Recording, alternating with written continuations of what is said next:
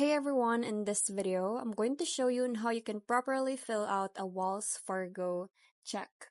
So the very first thing that you need to do is date the check. So write the current date on the line in the top right corner, this one.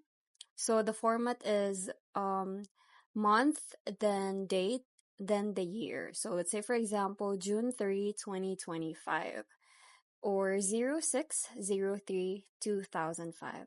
So you can write it in letters or only numbers. Now for step number 2 is write the recipient's name. So on the line that says pay to the order of, you have to write the full name of the person or business that you're paying. So let's say for example, pay to the order of John Smith or ABC Electric Co. So you can write it for another person or business. Now the next thing that you need to do is write the dollar amount in numbers. So in the small box on the right side, write the exact amount in numbers. So let's say for example, 125.75. So you really have to put the point, just basically the exact amount in numbers.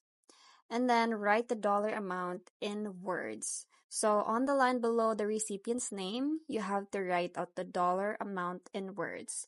So let's say for example, for $125.75, you have to write 125 and 70 and 75 slash 100.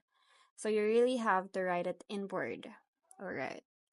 Then draw a line through an empty space to prevent fraud.